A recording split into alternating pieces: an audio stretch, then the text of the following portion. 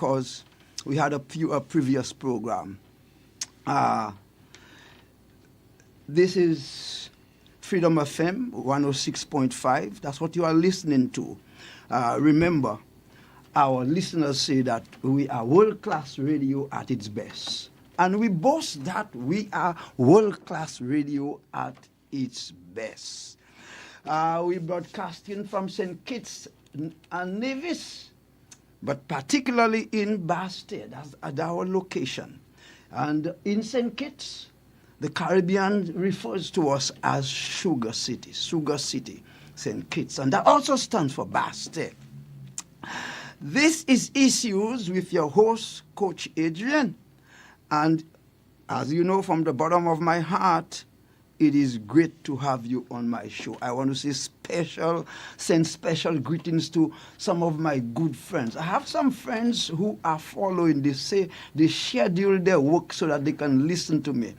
My friends in Michigan, my friends in Washington, my friends in Atlanta. That is magnificent. I thank you for your time. I thank you. And also I have a number of what I call research officers. And I have those in Washington, those in Michigan. Now, I have some friends who said that they are listening to me, but they're not getting through. They're trying to call and they're calling, they're not getting through. I'm going to speak to the tech man. I want to say hello to my friends in Montserrat, my friends particularly in Nevis. I have a great following in Nevis. And my friend in the mountain on his farm, the Sacred Farm.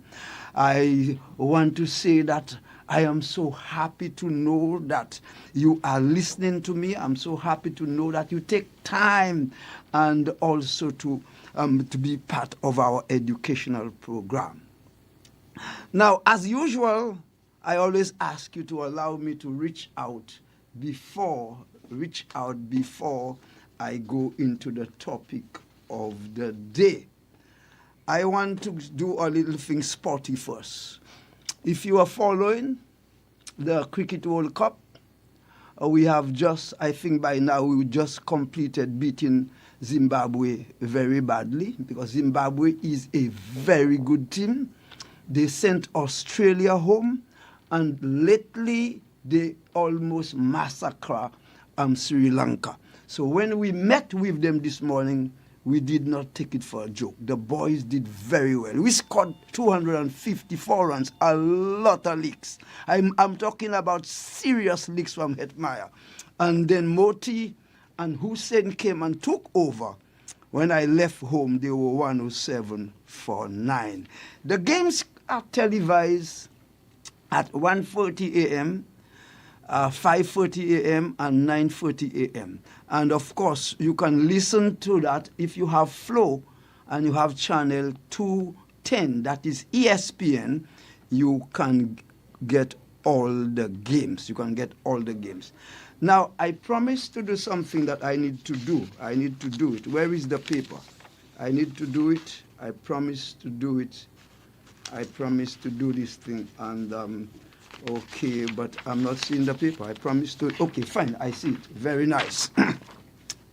The last time, I have one of my favorite callers asked that and required that I answer the question. He says, what has any, and I wrote it down, what has any of these Caribbean leaders do for the Caribbean people? And of course, he was animated and he wasn't happy.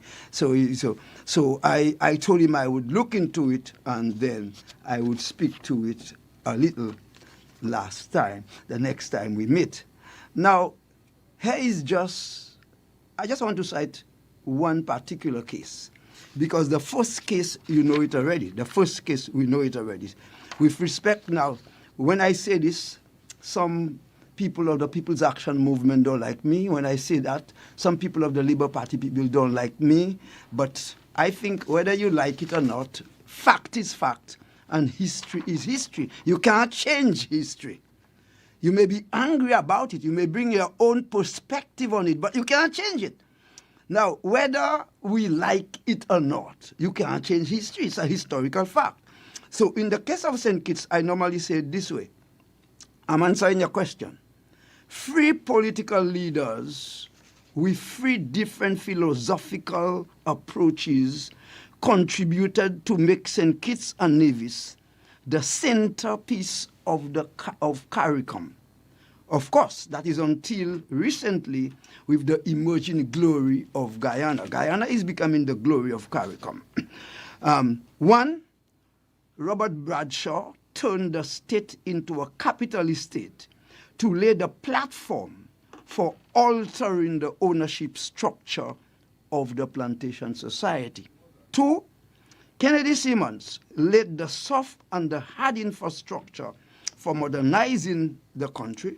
And thirdly, Denzil Douglas built on the Bradshaw and the Simmons work, soft and hard infrastructure, to transform the country into a first world society, but of course at a very high cost. I thought also to pull something from the region for you.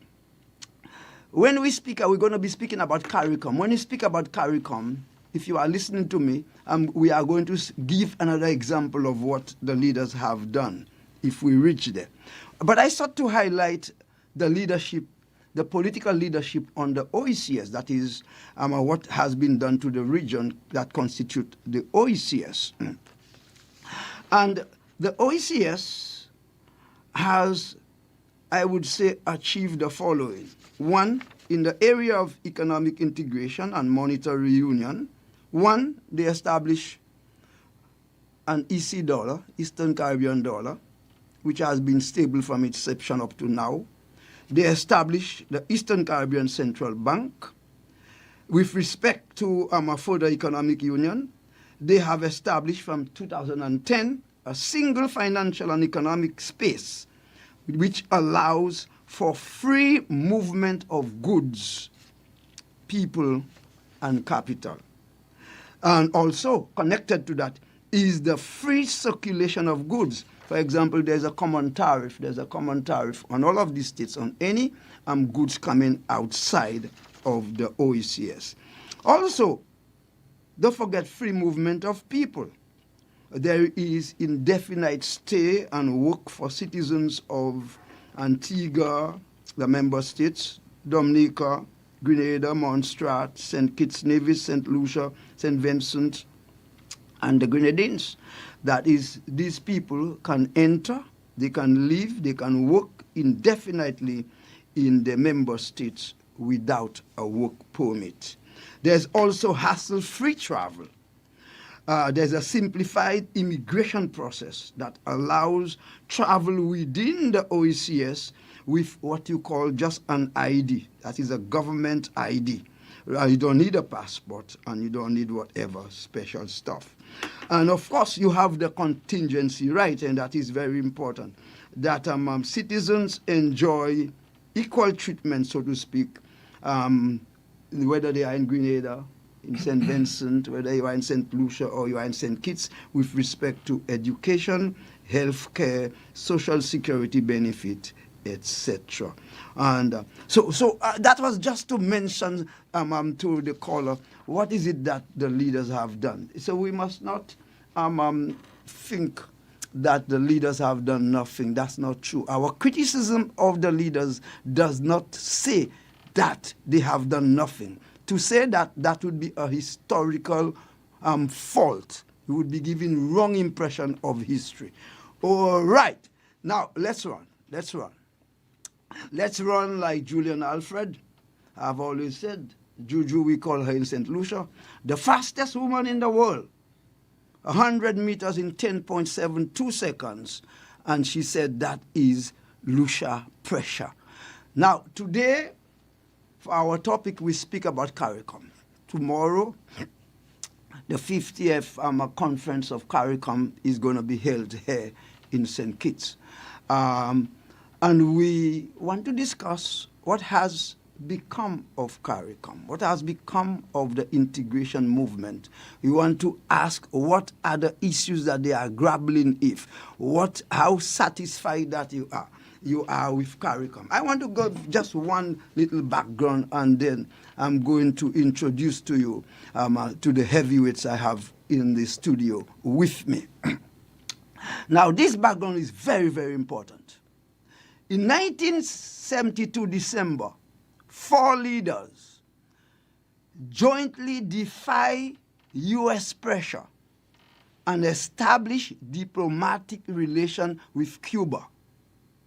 America said not to do it. He said cut off links with them. But in 1972, Errol Barrow from Barbados, Forbes Burnham, Guyana, Michael Manley from Jamaica, and Eric Williams, Trinidad and Tobago, these 4 deliberately established diplomatic link with Cuba, despite what America said. In 1973, these same 4 leaders, what I call the visionaries, they were instrumental in establishing what we are going to be discussing today, the outgrowth of CARIFTA, Caribbean Free Trade Area, which became CARICOM. The Caribbean community, of course, you know, is an intergovernmental organization and established by the Treaty of Chaguaramas. It is set up to promote economic integration, functional cooperation, foreign policy coordination in all the member states. Its aim is to improve the living standards of the people and to coordinate the economic policies of the member states or the region, and of course, to foster development. For those who don't know, let me just, at this stage, the full member states of CARICOM are Antigua and Barbuda, Bahamas, Barbados, Belize, Dominica, Grenada, Guyana, Haiti, Jamaica, Montserrat, St. Kitts and Nevis, St. Lucia, St. Vincent and the Grenadines, and Trinidad and Tobago. Now, before I introduce my panel, here's the picture that is before us. The meeting takes place tomorrow. When I was coming down, I saw 2 cruise ships and I saw an American warship, both by the cruise ship, because I understood from my intelligence that the American foreign minister, they call him Secretary of State, is to attend that meeting tomorrow. So there is high-level security because a very important man is here. And this is the very same man that have been in negotiation or heading the negotiation with the CARICOM countries with respect to the issues we speak about the deportees, about the asylum seekers, and about the relationship with Cuba and Venezuela and whatever. So here we stand. Slow economic growth. Most of the CARICOM countries are suffering except Barbados. Barbados grew by 4%. Guyana is on the threshold of a magnificent boom. It's going to be the centerpiece of the Caribbean. High unemployment, particularly youth unemployment, people between 15 and 45. In some cases, they are 40%, like in my case, in my country in St. Lucia. In the Windward Islands, in particularly, and all through, they are double-digit. Uncontrolled inflation, skyrocketing food prices, eroding disposable income, U.S. remittances on the decline, U.S. aid drying up, World Health Organization funding is on the decline, the highway to the U.S. is partially closed, U.S. demands no Cuban connection, no Cuban nurses and doctors, no Cuban scholarship, St. Lucia have already obeyed, no Cuban trafficking, U.S. is pressuring them to accept U.S. deportees and asylum seekers or face visa restriction and risk the end of the U.S. corresponding banking service. Gentlemen, you are here with us now. We have in the studio with us 2 persons. One, we have the economist with us, Mark Mahon, and we have the doctor with us, Michael Blake. Michael Blake and a doctor gonna be in discussion with us. We are discussing the issues that are facing and the people's expectation with respect to CARICOM. Let's just, Mark, we have had you before, but just introduce yourself to the people. Let the people know who you are, particularly because we have a great overseas listeners. Tell them who you are. Perhaps they forget. Okay, good afternoon to you. And check your microphone. Make sure your microphone is close to you. Good afternoon. Swing it. You can swing it towards you. To you and the listeners. Ira McMahon, a retired teacher. I have been called a community activist. I don't know how true that is. Peter, for one reason or the other, want to label me as an economist, which I am not. I like to think of myself as citizen Ira McMahon, who likes to be au fait with the issues of the day. Okay, I think we're too withdrawn in terms of coming out and expressing ourselves on these issues, and so I thought I'd do my little bit and essentially comment quite a bit via various media on these issues. Very nice. Now, Dr. Blake, whenever somebody comes on my program for the first time, I think, Mark, you have received your gift. Yep. I order those books, and I believe that health is the greatest investment. You can have all the portfolio that you want. You can have all the asset and your basket can be deep and wide. If you, Solomon say, cannot enjoy what you have worked for, it's useless. So I make a big thing about health. Anyone who comes on my program, I give them a copy of this health book. It is called Health and Happiness. This is yours. Thank you very much. Now, talk to the people. Tell the people who is Mike. Now, the people here know you. You have run your program. You are very popular. But my overseas people may not know you. Talk to them. Tell them who is Michael Blake. Good afternoon, ladies and gentlemen. It might, or it may be true that I am fairly well known in St. Kitts. That is far removed, of course, from being well liked. I'm not saying I'm not well liked, but I want to make it abundantly clear that I do not presume to assume that being popular means being well liked. I have been in education all my life, except for a short but significant stint as a diplomat when I represented the Federation, my beloved country, in Cuba. I describe myself as a single man married to education. I also say of myself that I am a citizen of the world, born and resident in St. Kitts. And I just happen to love this part of the blue planet. The more I travel, the more I love St. Kitts. Each time I travel, I love St. Kitts more, which is why I'd like to remind everyone that of my 9 sisters and 7 brothers, every one of them left St. Kitts to live abroad. I am the only one of 9 sisters and 7 brothers who voluntarily chose to remain in St. Kitts. Of course, I've traveled quite a bit, not just for studies, but and recreation. But I always return to this land of beauty. And so I'm happy to be a part of this discussion. I remember in 6th form, being actively engaged in the debating society. One of the topics we discussed was, quote, CARICOM has not justified its existence, unquote. And I remember being a part of the proposition for that topic, and we had a lively debate, and I remember we invited Constantine Richardson. He was a former principal, and at the time at the University of the West Indies, I forgot the name that we give to the individual who runs down there, but he was one of the judges.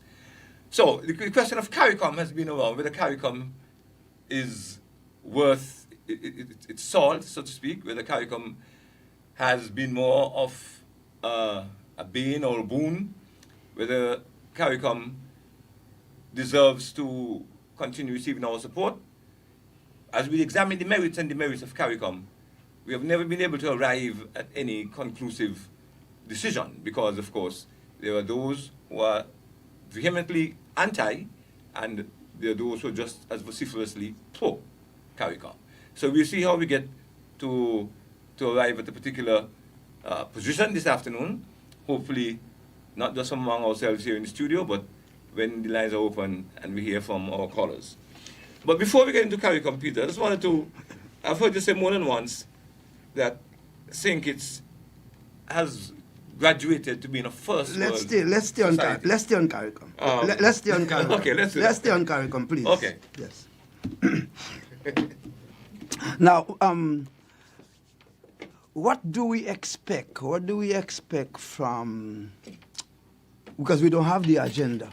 What do we? If I was at the central bank, I would have access to the agenda. We don't have the agenda, but we know the public has an agenda. They wish that could be the agenda. What do we expect? What do we expect to be on that agenda? Now, something came to me in my research just before we speak about the political and economic issues that we expect from the agenda. I just want to share a little case with you all. And then you will tell me whether you think that merits to be on the agenda. And then we go back to the issue. Is that okay with you all? No Is that okay with you all? No problem. Okay, fine. Here's the case. My research showed that many policyholders of the failed British American insurance company, BICO, are currently severely financially distressed. In fact, some are destitute because their whole life savings gone or it went with the failure.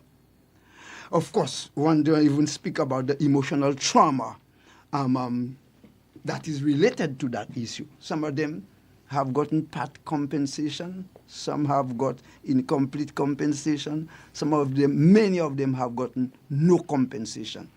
Now, my research further shows that some 2,000 policyholders, remember we're talking about a failed institution 17 years ago, 2009. I was one of the depositors. Very good. And from the central bank, we were the architects at the central bank to, in a sense, ignite the whole issue of getting people to get their compensation. But up to now, as we speak, as today, there are about 2,000 policyholders, including policyholders from Antigua, Barbados, Grenada, Montserrat, St. Kitts and Nevis, St. Lucia, St. Vincent. And because the liquidation efforts have been particularly slow in many of the countries where the BICO operated, they are yet to get full compensation or whatever. In fact, I think that issue is a political issue, is a CARICOM issue. The same way when we saw it at the central bank, we felt an institutional involvement would catalyze everything. And of course, Dwight was there. Dwight is like that. And we put some funds into it, and as a result, we were able to get this thing going. After 7 years, some compensation came through. I really thought a lot of that had been done. But when I saw 2,000 across CARICOM, including the region, I said, guys, does that merit CARICOM discussion? Before we go into the big thing, I'm throwing it to you all. Does that merit CARICOM discussion? Well, I think... bring the mic towards you. I think that has all but been forgotten, to be quite honest with you. The leaders... By whom? By the leaders, Oh, okay. right? Because, as I recall, there was an initial agreement to settle this. It involved quite a number of things, including a haircut. Mm-hmm. But unfortunately, or I don't know, some may say fortunately, there was a change in administration, and actually... Administration where? In Trinidad. Good. And the Prime Minister essentially scuttled the agreement that was left. Mm-hmm. Okay? The Trinidad policyholders apparently were compensated, but nobody else. There has, as you said, been part compensation and so on. But it's a bane it's a thorn, really, a thorny issue in the region. Yes. And, I was wondering how come you're bringing up that in relation to CARICOM. Because But you are I right. thought because they're having the meeting tomorrow, they But must they have hate. had so many meetings between then Well, and they're in now, St. Kitts. They're in St. Kitts. and it has not Maybe been... you all need to go and picket and in front of the Marriotts. Blake, talk I on. remember. The microphone. Yeah, I remember very well. I'm not sure if this is maybe we should leave it right there. Okay, yes. Oh, what you saying is not for the air? I'm not. No, I I'm think you saying- can hear... Oh. Once I'm you trying can to hear... leave it right yeah. there. Okay, I don't know. Yeah. Okay, fine. I remember very well there was talk of an agreement with the Prime Minister of Trinidad, who preceded Kamala Bissau-Bissessa, who had agreed in principle to assist in a very real way in refunding people like myself and Iowa and others. Because people like myself, for example, I had taken all my savings from National Bank and put it with BICO because they had promised a much greater level of interest. And we lost all of it. I am one So who- you haven't been compensated? partially, Uh-huh. minimally. Minimally. Yeah, in other And words- Mark, what about you? Same thing. Yeah. Okay, back to Some you. got full compensation, There was $35,000, I think. If you had about $35,000, you got full compensation. You had more than that. If you had up below, you got full compensation. If you had below, If you had below. 35,000 or Oh, less. I said Below, above. yeah. Yeah. Because, but the two of you all are rich guys, so you all had I much had more. more than that. So you, Everybody knows that riches and Michael Blake are antithetical. They're diametrically opposed. Everybody knows that. And in any event, big ones, big ones, Talk about modesty. big ones. He's a rich man, so. Having been a teacher, I challenge anyone to name me any teacher here in the Caribbean and certainly in St. Kitts who has been able to acquire legitimately and honestly the title of being rich. You're a diplomat. You are a diplomat. You are a diplomat. You have been to Africa everywhere. Would you say the same thing about politicians? Absolutely not. No, not the same. Mark, don't go there. No, not the same.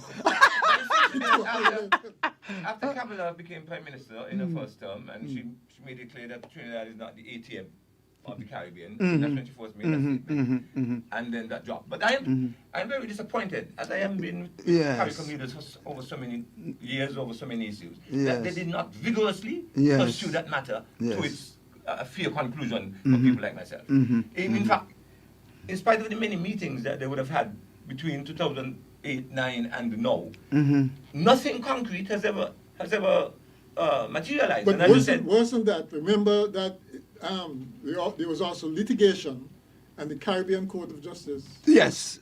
essentially Yeah, but the sided with litigation. Trinidad. I read my research said the litigation was against Trinidad. Right. Okay, so maybe I don't know. I am no lawyer. Maybe some technicality there, because Trinidad was not the owner of BICO. Am I correct? no, just that the headquarters was Yeah. But so I don't know the legal person. I'll ask my wife to explain But in this thing. terms of about it. CARICOM, Yeah, I yeah. believe that because the majority of persons, I know there are one or two quote-unquote rich persons who made deposits, because I know for the individual in St. Kitts, he had just deposited $400,000. You see, that's why I didn't suffer loss, because I'm poor, so I never. And he died without having received even 1 cent of his. Yeah, Yeah, that's it. 1 million. And Yeah, but seriously, guys, So seriously, I people thought that are. it was an OECS CARICOM matter, and the individuals were all CARICOM Yes. OECS citizens. Yes. Why not weren't our leaders championing our cause in that respect? No, And in I'm the saying- OECS they did. Because remember that they gave us to lead that out at the central bank. Because remember, it is the central bank who took, we got the governments and the registrars and the courts involved and so on. But it took us. make that partial. To reach that partial. But that came after 7 years. Imagine that. So I thought a lot had been done on that.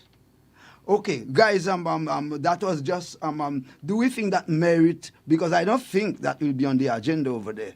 I mean, Rubio is there and the worship is over there and whatever. You know what I'm saying? Plus, it's almost a sub-regional thing, isn't it? No, it's Because Jamaica wasn't involved. Yeah. I don't think Ghana was involved.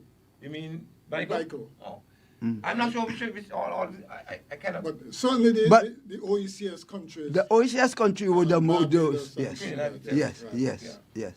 Well, guys, so we can go into the whole thing now. Let me just I'm not say anything. You're talking What about is the your agenda. Yeah, we go. So we go back. What do you expect to be on the agenda? If we can begin like that.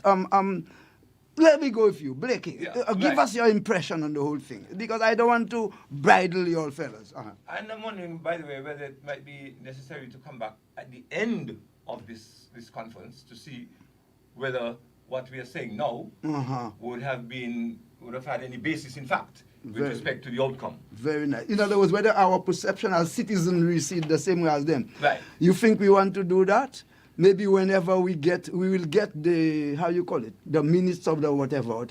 Whenever the minutes of the meeting, whatever comes out. Right. And we Communicate, the and, declaration, and we can compile it, then we will schedule a post-mortem Because I discussion. think events. I'm saying, are you all interested in that? Yes, I Okay, don't so mind. Blake is Yeah, interested. Okay, right. very nice. Go on, Blake. Yeah, but I suspect that, by the way, I am one of those, I am skeptical. Let me make it abundantly clear. I believe that CARICOM at the moment is suffering from a crisis of leadership, and I don't see that changing because Marco Rubio is here, or because it's the 50th such meeting, or because it is being held in St. Kitts. I believe that they're going to talk about the same regular issues: Haiti, energy security, food security. They're going to talk about the U.S. the tension between the United States and the Caribbean. They're going to talk about climate vulnerability. They're going to talk about these things, and we're going to have declarations and statements speaking to that. The zillions such outcomes, so to speak. But in terms of engaging in action and policies and activities that benefit the people at large, I am one of those who I'm very skeptical about that. So I certainly expect them to have these as issues on the agenda, and I expect them to make some lofty, in my books, highfalutin statements with respect to these matters at the end. But because we are very much known to be high on rhetoric and low, if not absent with respect to implementation, this is what I, Michael Blake, suspect will happen again on this occasion. Mark, now, because of the nature of the thing, and some people have been meeting me and telling me I don't open the phone early enough. So I'm going to open the phone earlier because we noticed we started late, okay? So, Mark, give me your take. Yeah, well, I would say that the events in the Caribbean for the last couple of months have really overshadowed this particular conference. Yes. And I can't see them ignoring them. I'm talking in respect to Venezuela, in respect to Cuba. The things like the deportees. But why would Rubio be here? Why would be the place be largely militarized? Why? So that would have to be an uppermost item on the agenda. No, I'm not so sure about saying militarized is going a bit far. Maybe it's protocol when you have that high level of representation that it's accompanied by. Yeah, but gentlemen, is it a fait accompli? Is it a fact that the Secretary of State of the United States is in fact on island? Is he going to be at the ceremony, the opening ceremony tomorrow? No Because official as per usual, announcement has made. This is the point. Yeah. So I believe we are left Premature. with no, not only that, but we don't have any option but to conjecture. Yes, because okay. we're not being fed relevant information. Very nice. I believe that Very if nice. a person of that stature were going to be present, That's that right. should have been disseminated already. Very nice. Especially in tickets where Very nice. it's not that he's going to be subject to some kind of violence or attack. That is not a part of our behavior. That's not part That's of our correct. vocabulary. That's correct. But because we don't know, we are saying these things, and I'm saying we have no idea whether it is in fact so or not. Or even if he is, whether he'll talk for 15 minutes or 15 hours. And that's a very important point in terms of the overall, what CARICOM seems to be suffering from is communication problem with the citizenry, Yes. the CARICOM citizenry. Yes, generally speaking. Yeah, but it's not this just instance, generally CARICOM speaking. suffering from that. It is the governments in the the territory. individual We don't governments have too, yes. our political culture. I have been saying here, some people don't want to hear that. In the Caribbean, we don't have a political culture of communication after election. We don't, and it's because information, it has become an information world. They have no choice, they do that. So it is not the culture that they come and dialogue with you and let you know what is happening.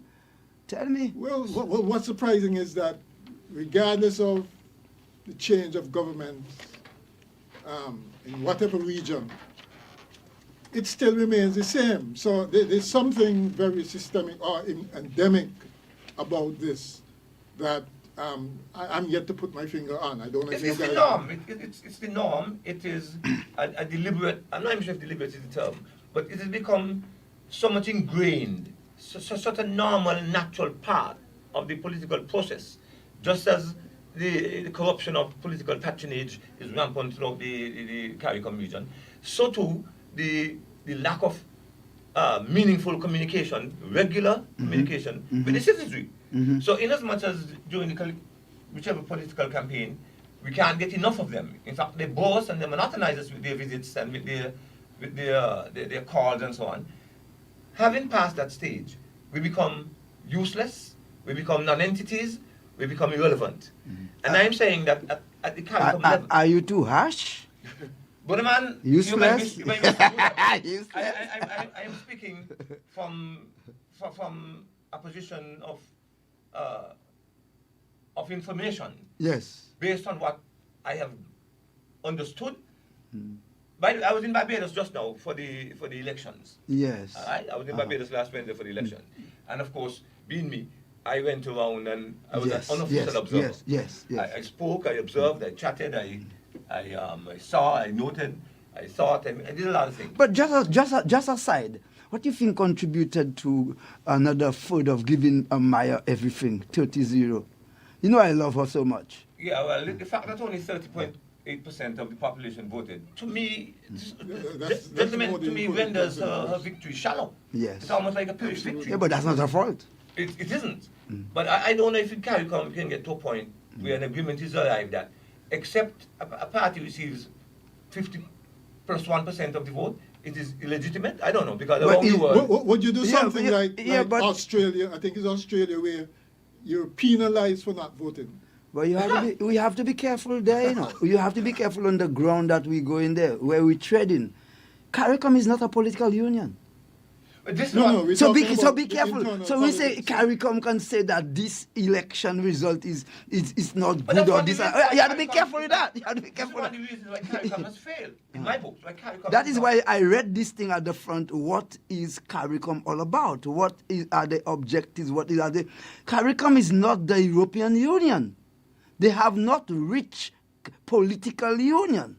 So that when Camilla over there decides that they will take a national decision, she's not disrupting CARICOM per se. She is in an economic integration with you. Bear me out. An economic integration. You don't tell her how to run her country. When Maya Motley came, and I love her, when she says, look, visa or no visa, nobody will stop Barbados from ties with Cuba. And that is just before the election. Yet they gave her 40. In other words, what we are saying is sometimes we want CARICOM to do things that the European Union would do. But CARICOM have not reached that stage. And you began very well. You said that at this point they are so fragile. And if they are so fragile, you're asking them to do things that is outside of the remit. No, you're asking my opinion as to why Mir was given such an outstanding mandate. Yes. But we all know, I think all three of us and many of the persons in the listening audience, that low voter turnout almost always favors the incumbent. Okay? That is beyond dispute. Electoral history in the Caribbean is abundantly clear on that. But there were a lot of other factors that combined and converged to create that scenario which in a so-called democracy, in a so-called highly literate society, resulted in that kind of skewed result. And these include voter apathy, of course, include a lot of internal division, internal infighting within the DLP, the Democratic Labour Party. It includes confusion amongst a lot of, incidentally, more DLP than BLP supporters in terms of where to vote and how to vote. Man, I was inundated with complaints about persons who, having voted here for the past 2, 3, 4 elections, when they turned up this time around, they found that their name was not on the list. You don't expect those kind of problems in Barbados. Guys, we are going to take a break now because we don't want to stay too much on Barbados. Just one thing about the agenda, because I think 90 minutes we have. Yes. Is critical. Yes. Right. A lot depends on whether the Secretary of State speaks before or after, because if he speaks before, he's going to set the tone for the agenda. Right. He might even. What he says might even reorder or rearrange the agenda. Exactly. That's possible. And you know what's ironic about this? Yes. The Federation, one of the reasons the Federation broke up was it was said that Jamaica had just gotten its sovereignty and didn't want to give it up or share it with the other islands. But remember... And now we're in a situation where sovereignty doesn't mean a thing. We'll come back to that. It doesn't mean a thing. Okay, guys, we are going to take an advertisement break. And when we come back, because our time is going quickly, oh my, this 90 minutes finished so quickly. It's 21 past already. We are going to open the phone. So which means that we are likely not to cover a number of issues, but you all guys have already promised to come back. All right? So let's take an advertisement break. FreedomFM1065.com.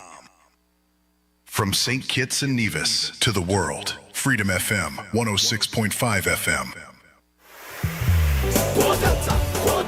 Reliable, dependable, Delta. If you live here in St. Kitts and your tank on E, there's only one place that you should be. Maybe driving in Nevis and you need some fuel. Go straight to Delta. Don't be a fool. Get your cooking gas fast. All petroleum needs ULSD.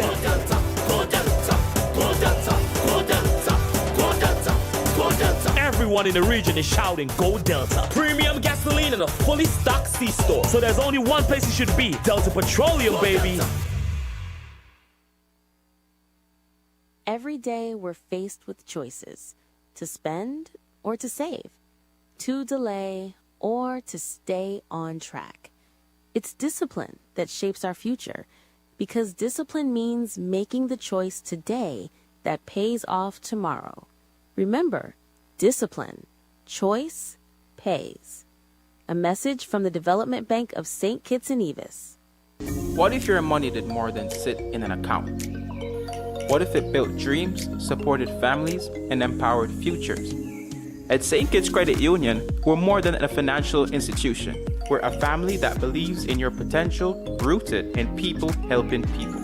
Enjoy competitive savings rates and low-interest loans for mortgages, vehicles, education, and more. Need security for you or your loved ones? The Family Indemnity Plan and Loan Protection Insurance give your loved ones peace of mind, whether you're saving for school, building your business, or planning for tomorrow. SKCU is here for you. It's not just about banking, it's about belonging. Contact us at 465-2272 or any of our branches. Learn more online at www.skccu.com. Become a member today and be a part of something greater. Have you heard that Mind, Body and Soul is back? Yes, Mind, Body and Soul is back on Sundays at 4 p.m. only on Freedom FM, hosted by the inspiring Julie Charles. This is your go-to show for thought-provoking and uplifting conversations. Every Sunday, the Dive into topics that nourish your mind, body, and soul. From wellness tips to personal growth to deep conversations. Julie brings you the stories that inspire change and spark reflection. Don't miss out. Tune into Minds, Body, and Soul on Sundays at 4 p.m. and let Freedom FM guide you to a more balanced and inspired life. Minds, Body, and Soul on Freedom FM, Sundays at 4 p.m. Get the Freedom FM app now. Just search Freedom FM app on Google Play or the Apple App Store and start listening today. Welcome back to Issues with Coach Adrian. This is Freedom FM 106.5, and we are broadcasting from St. Kitts, Sugar City. Tomorrow begins the 50th Conference of CARICOM. It is held here in St. Kitts under the chairmanship of Honorable Dr. Terence Drew. And it's going to be a high-profile one because there are American presence at CARICOM. I do not know. My intelligence says that the American Secretary of State, which is akin to our foreign minister, is here for the meeting. I cannot confirm that, but what I know that right at Port Zante is the U.S. Battleship, which is both there. And normally, as Mark Mahon said, that happens to a company when a high-profile U.S. government official is there.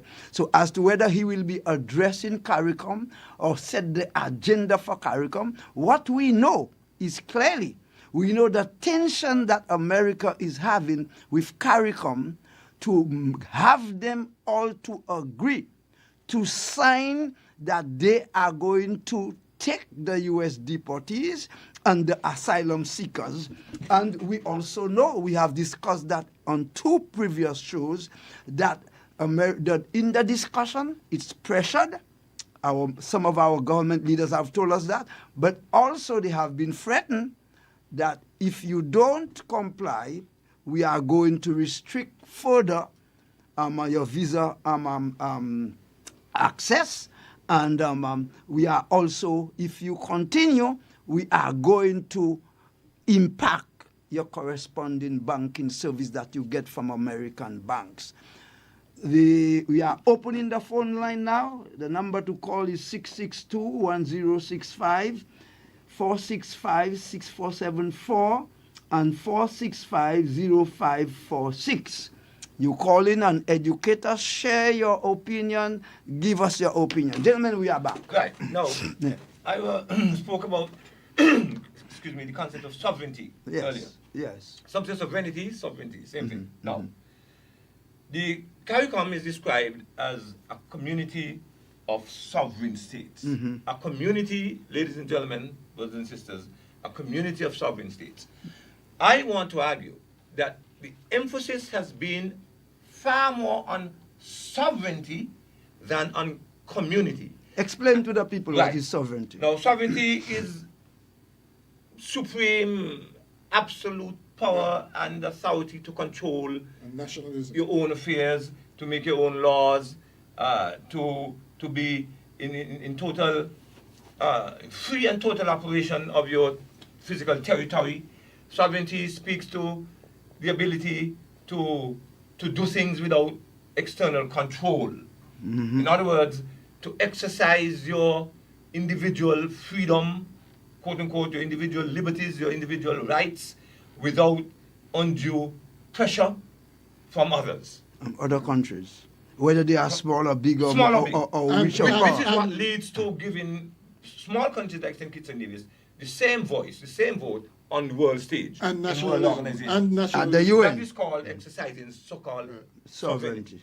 But I am saying that it is because of a myopic view and a super emphasis on sovereignty or sovereignty among Caribbean leaders, with their smallness, their aloneness, and their weakness, which is compromising their ability to operate as a community which is contributing tremendously to CARICOM's lack of success. Explain, but hold on. Explain that in a little language that the people can understand. I like what you're saying there, So but if we, take it and break it down for the people. Community, Yes. of course. As a Yes. community, we are expected to do things that benefit and help one another. Mm-hmm. In a community, no one is superior or supreme. In a Mm-hmm. community, all enjoy equal rights and privileges. Mm-hmm. In a community, all contributes according to his ability and each receives according to his need. Mm-hmm. And this is how CARICOM was envisaged, I believe, in the first instance. Mm-hmm. That because we are small, we are alone and we're weak, we only stand to benefit if we cooperate, come together as one single grouping. Mm-hmm. But over the years, because the leadership of before, and by the way, those four were the only independent ones at the time, in 1972 and 1973. We have a caller. Okay. Whenever the calls, we take them. Of course. Caller, you on air, and we always give our callers priority. You on air, please. Good afternoon, Peter, and good afternoon, Michael. Good afternoon. Peter, we in St. Kitts, we're going against the Cuban and we're going against the Haitian. So if we want this Prime Minister, go over there tomorrow and support Donald Trump with the nonsense, we will gonna find a way to get rid of he when polling time. Vote them out. This guy wasn't watching them. Watch him, Manly Siago. The one from Barbados, Eric Williams, these were strong leaders. But these guys come like them born in the Caribbean. They come like they're from somewhere in America. They don't understand how these men used to run this thing. It happened before in America, trying to feel like a pull wool over Jamaica when the Caribbean stand up. Come on! We will demonstrate them tomorrow. They will get it live. When I listen my jokey Prime Minister just a come out to talk, and we have talked since almost a month ago. He's a waste, he's a rubber stamp. Have a good afternoon. Thank you. I think there is somebody else on the line, so you pick up pick up on what he says. We miss him.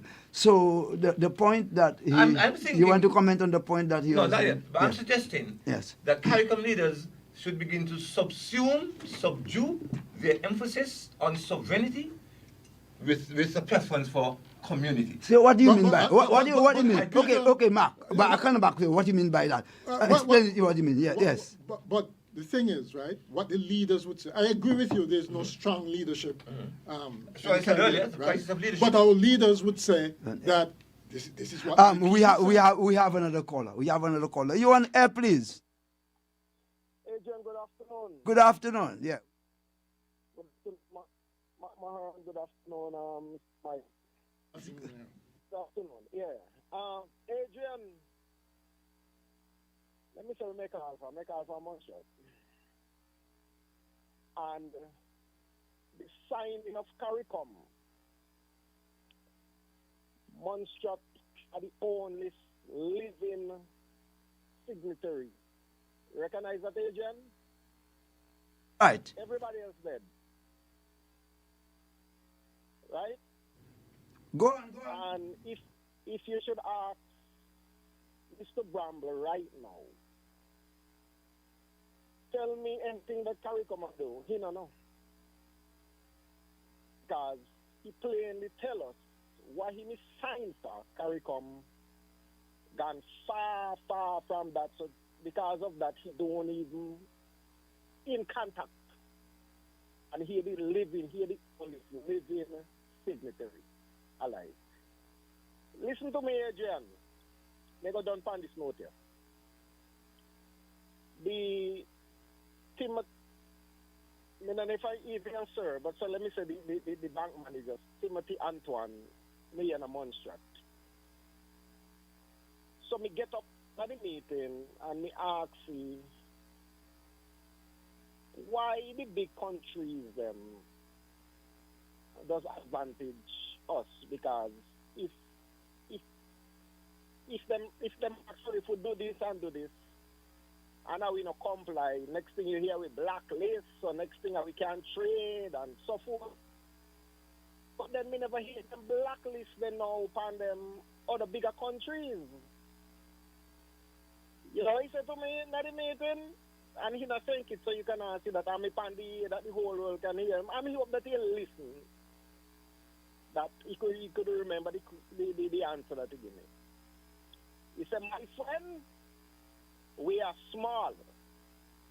So it better to comply and then negotiate. It was about it. I really love the answer, but that's the answer that he gives. You understand me? I love the answer. He said, listen to me. They can't take anything from us easily. So we work hard to get a little banking system and whatnot. So let me just comply. When them apply the pressure, let me just comply. And then we can negotiate. And we're not getting the negotiation. The whole point about it, and we still got a really banking system. Okay, the mega and final note, my picture and something nonsense. Okay then. Still Bramble is still alive? Mm-hmm. How old is he? Thank you very much. We'll respond to you. Gentlemen, you're making a point. No, I'm really enthused by that. I can't believe Austin Bramble is still alive. I don't know. That's what he said. I didn't capture it. I didn't capture that. I didn't capture that. Yeah. No, that's what he said. Anyway, I'm All right. Right. Now, with respect to community versus sovereignty, I mean, when we take, for example, let's take currency. You're a man very familiar with that, Peter. Imagine we are in CARICOM since 1973, and to this date, we cannot have a common currency. Well, of course, forget the OECS, and you said we must forget the OECS and talk about CARICOM. Not only do we not have a common currency, but even the currencies of those other, the various CARICOM countries, are not freely convertible in one another's country. Mm-hmm. So I am saying that is an emphasis in my mind on sovereignty. You want to know that you have your own currency. That's a sign of independence. That's a sign of maturity. That's a sign of political growth. That's a sign also of economic. It suggests that you're economically on your way up and up. Hold on, we have a caller. Hold on. Caller, you're on air, please. Hi, good afternoon, Peter. Good afternoon. You're on air. Take your time. Okay, Sakafek. That is you? Yeah, me, sir. Did not see you yesterday. Yesterday we celebrated. We had about 100 of people, St. Lucians, on Independence Day. You were not there. As for you, you were not there. Franklin was not there. Satney was not there. Why you were not there? No, I was there, but I come late. But I left after 5. Well, I come after 6. I come for food. Yes. No, Peter. We are talking about CARICOM. Talk to me. Yeah, no, Peter, let me tell you something. Talking is cheap, eh? We have to ask ourselves, before we're going to say our leaders need to stand up, first thing we have to ask ourselves, I want to use it in a different angle. All of us used to live home at one time with our parents. And when we leave our parents' home, some live in good state and some live in hostile manner. Let me speak about those who live in a hostile manner. When you leave home, there is no returning back for you, you know. You have to tell yourself, if I perish, I perish. You have to fight to survive for yourself. I want us to sit down for a minute and think about CARICOM. CARICOM, what they're doing just recently, you see all of them heading into Africa. We should have done that a long, long time ago. You cannot run against the Americans, and you do not have a settled ground for you to rely upon. And the Americans, them knows that. You think the Americans don't realize that CARICOM want to fight against them? But before they allow that to happen, they will always chip in to distract them from whatever they are doing. I am saying right now here, all of us who are speaking about we should stand up against America, we should do this, we should do that. The question we have to ask ourselves, are we ready to bear the consequences? Do we ready to the kind of lifestyle we are accustomed to? Do we make up our mind just in case if they put whatever sanction upon us. Are we ready to bear it? Until then, I am telling you this. We're not ready yet for the fight. I thank you. I will call back if I get back in. You could? Mikey? Yeah, but this is the point here. Yes. The United States, or any other country for that matter, can far more easily manipulate and control and dictate the direction that a country, small, weak and alone, can go or will go. But our position is that if CARICOM operated as one single community, just like a single piece of stick, which is so easily broken and bent and broken, as compared to a bundle of sticks, which not even the strongest man could dare break. If CARICOM were to operate as a single community, which is what is envisaged, like I said before, both yes, political and economic, then it would be very difficult. I'm not saying it would be impossible because the United States attempts to dictate a lot of things in countries much bigger than ourselves. I mean, Canada is only one example. China, almost everywhere. As far as the United States is concerned, especially under Donald Trump, no country is too large, whether by population or size or economy, for the United States to dictate to and attempt to influence. So I'm not saying that even if we did operate as a single community, that we would not have that pressure. But I'm saying we'll be in a far better position to withstand it. We'll be in a far better position to negotiate. We'll be in a far better position to be able to hold our own. But could you imagine St. Kitts, 68 square miles, St. Kitts Nevis, 100 and something square miles, 60,000 people. I tell my students that, to locate St. Kitts on a map, if I were to draw a world map and place St. Kitts, I'd have to use a very fine point pencil and just barely touch the paper. That's correct. To represent St. Kitts. It's a little dot. Right. So it is now impossible for us to exist like that. And this is what we've been doing since 1973. And I'm suggesting, in fact, I'm submitting that it will continue to be so as long as we continue to insist on our own individual sovereignty as opposed to operating as a community. But Mark. But the thing is, what gets to me, and I think a lot of people in the Caribbean. We have one caller. We take our caller supreme. Caller, you online. You're on air, please, sir. Greetings. Give thanks to the reasoning. You stop there. You are my man. Did you follow? I answered your question before I began the program. Were you there? No, I wasn't. But it's okay. But okay, two of us we're gonna meet. Talk. Go on. Let me flow. A caller before me made a point about continental alignment from where we are from, and that's the way to go. We have too much false identities as a race. Too much false identity. What reason here about this leadership, CARICOM leadership, all about politics, right? It's political leaders. And when we examine the scheme of things, here the conclusion.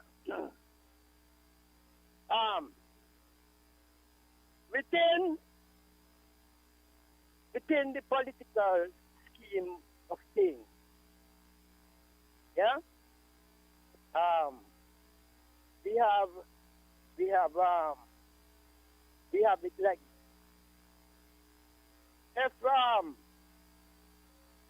if within the political scheme of things, shallow, whether it is shallow or deep, there will be no head without the hands and the feet. So if our leaders are weak, then the masses is fast asleep. Thank you very much. Oh, thank you. What I was going to say, right, is that... You want to comment on what he says? First? Not so much what he says. Okay, go on. I'm elaborating on my point, which is... Yes. At least the leaders can show some dignity, some backbone, some spine, by at least saying such and such a policy by the U.S., for instance, we do not agree with. We think it is wrong. Backed by the UN Charter and whatever else, we think it is wrong. Well, let's You are telling me that we're not doing anything to prevent the policy, because the U.S. is going to do what the U.S. wants to do anyhow, okay? But we must put on record that our leaders, just like those who said we have in relations with Cuba, in spite of what the U.S. said, just like them, okay, we must put on record that we do not like, for instance, whatever problem the U.S. have with the Cuban regime, they're causing ordinary people in Cuba to suffer. Yeah, and that is against collective punishment, and these things are against what we signed up for in the United Nations. Every year we go to the United Nations. Yes.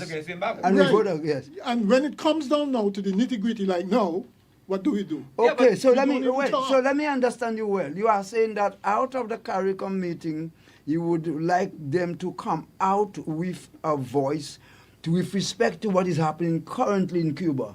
Absolutely. So you're not simply talking about the call for us to dismantle relationship with nurses and doctors and scholarship and so on. You're saying what I call is happening there. No. Actually, they the can also starvation of the entire country. They can also you can do both because that thing with the nurses and doctors and so on. Yes. I think it's generally agreed that it's against our interest. You mean to say that we can't even talk about our interests, that we'll be sanctioned for saying that, well, if these doctors and nurses leave, it's going to leave a big void in our healthcare? We can't do that. We're not doing anything. Well, but that goes to your sovereignty discussion that you're talking about. So you deal with that. If were to have as a unified, singular position with respect to these matters, we must attract greater attention. But some of these matters are political matters. As individual units. But Mikey, that is the point I'm making. But Mikey, I agree. Mikey, some of those matters are political matters, and I suppose in a way, when you look at Eric Barrow, so and so, they had problem among themselves. But if you look at they say, look, we are going to take a unified position on your issue on Cuba, come what may. Now, do you realize the same issue have come back? It have come back in 2026. You say you got to now not just dismantle, but let me tell you, the thing is, these fellas acted not so much because of their political integration, they acted in consensus. Now, the thing is, does the if you want, the milieux of each of those territories, does it allow them to do that? I put it to you that if Barbados alone, and by the way, as I said earlier, in 1972 when this happened, it was those four countries. Yes. Guyana, Trinidad, Jamaica, and Barbados were the only independent countries at the time. I do believe that, of course, this is deductive thinking, but I do believe that if any other country were independent at the time, that country might as well have joined. But I want to plant the proposition that if Barbados were to make that decision alone in 1972, it would have been a far different outcome than all four of them doing it together. Even though they didn't do it necessarily as one political unit. Yes. But four separate independent countries coming together to make a single decision. Because they suppose, as we said, as a sovereignty, they're supposed to have autonomy over the external affairs. Definitely. And I agree, at that time, those who were colonies could not have done that or whatever. Definitely. But also leadership. But the leadership. I like that. If you have good leadership that can galvanize, there's no and such by leadership, leader you mean in the Caribbean right now. What? Meaning that you can convince the others that this is the way to go. Not only that, and but the having population testicular as well. fortitude. But the leadership, the leadership, what you say it is?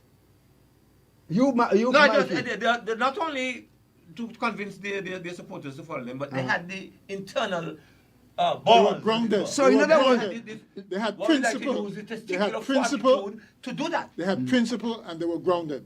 So, okay? so are you saying? So are you saying no, that? I'm saying that they don't know.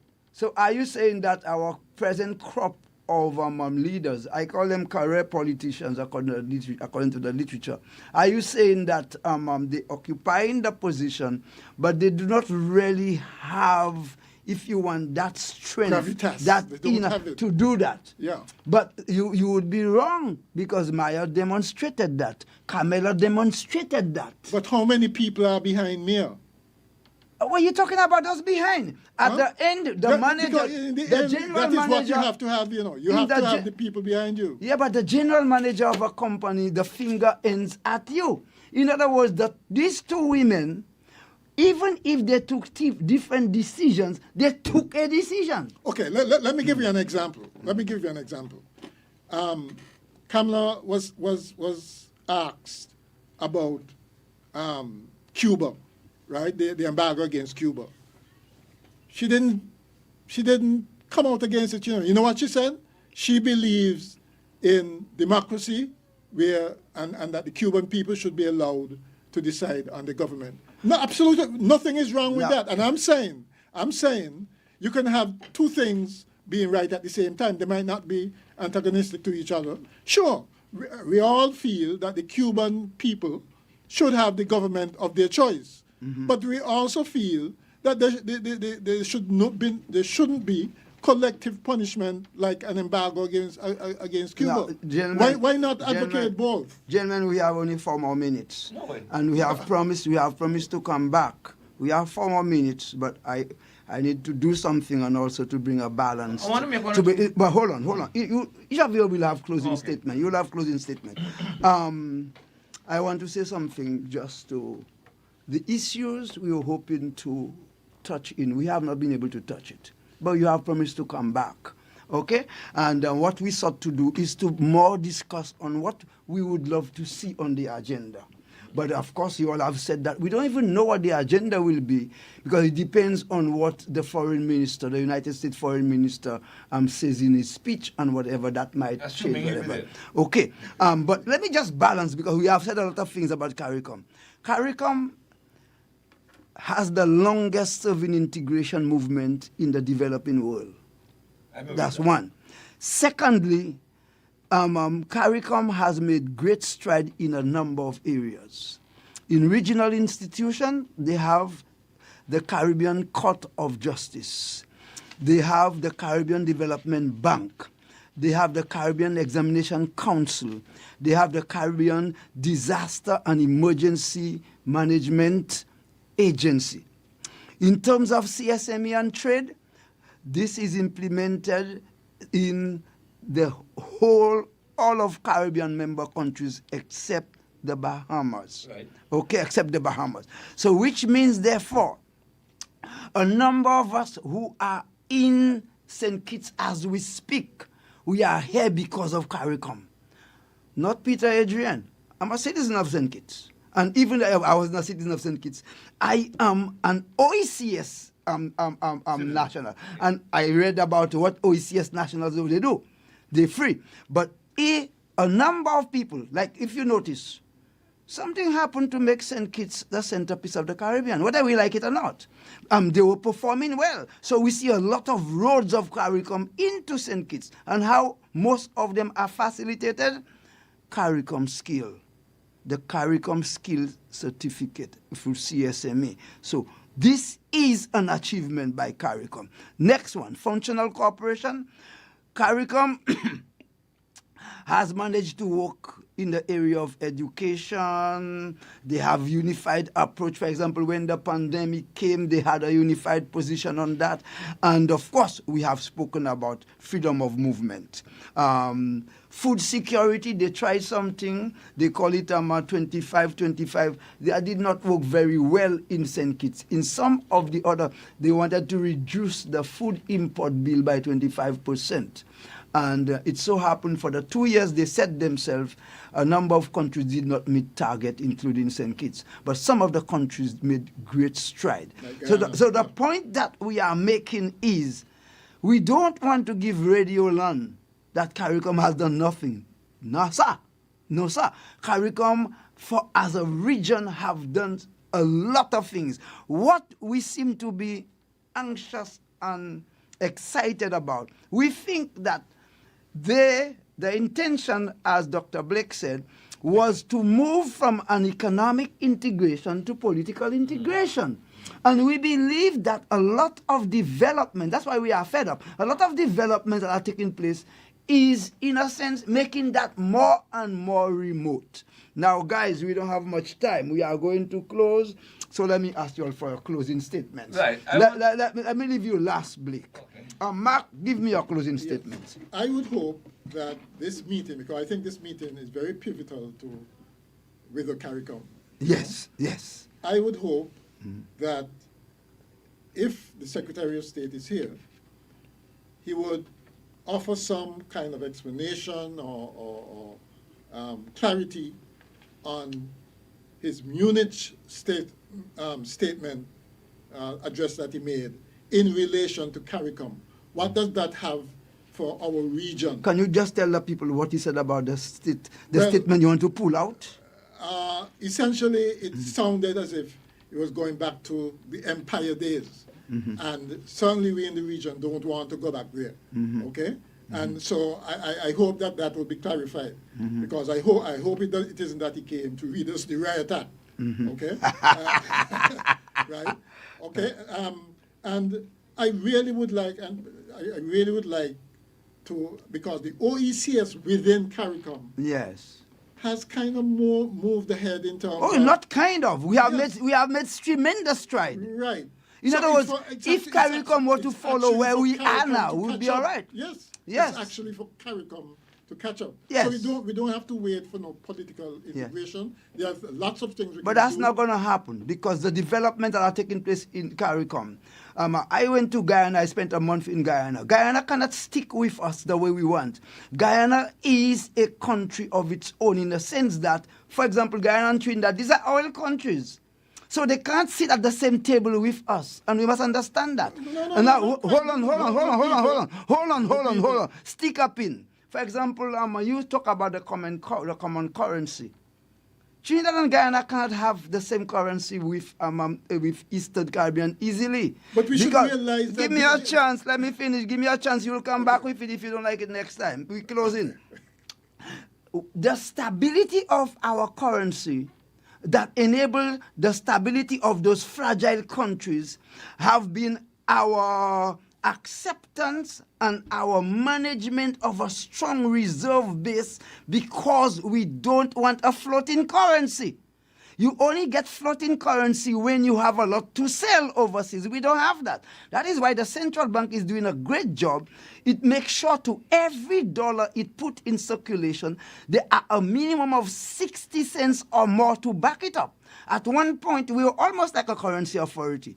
But the oil countries need a floating currency, because they need, and they have strong manufacturing sector, they need that when the tide is floating, they can offer their goods out there at very low price, but they're going to make it. Why? Because of large demand. We don't have that kind of luxury.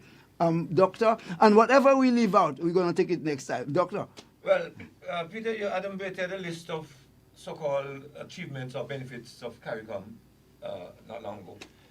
And I am going to, I am submitting that if that list comprises 10 items, if CARICOM operated more with emphasis on community, that list might very well be 100. And I'm saying again, yes, I agree. That if we operate as a community and de-emphasize this question of sovereignty, CARICOM as a group would be too valuable to be ignored, too independent to be controlled, and too strategic to be pressured. Beautiful. But someone said that one of the issues why CARICOM perhaps cannot be and will not be as successful as it ought and as other integration movements around the world have been, is that the absence of a continuous landmass, contiguous landmass, presents serious difficulties. The same thing for the West Indies team. We might want to pursue that further. Yeah, because we are the only one that plays cricket as a number of countries. We play against nation. Yeah. And so sometimes we have problem in getting the team spirit because of the And that will happen. Yeah. Guys, I want to be very thankful. I know we did not cover all that we want. I have a number of issues I wanted to provoke you all on, but you all have already consented to come back whenever we get the communique, whenever we get the outcome or whatever. The listeners, we are sorry if we did not allow you to get in the way we want and the way you wanted. But I want to thank you, and I want to let you know that we hope that there is going to be a fruitful, for us, the region, a good CARICOM, a fruitful CARICOM conference, and despite who is invited or who speaks to them. Guys, this is Issues with Coach Adrian. You have been listening to Freedom FM 106.5. We are broadcasting from Sugar City, St. Kitts. It was nice having you. Until next week, same time, same place. God bless. Get the Freedom FM app now. Just search Freedom FM app on Google Play or the Apple App Store and start listening today. FreedomFM1065.com. From St. Kitts and Nevis to the world, Freedom FM 106.5 FM.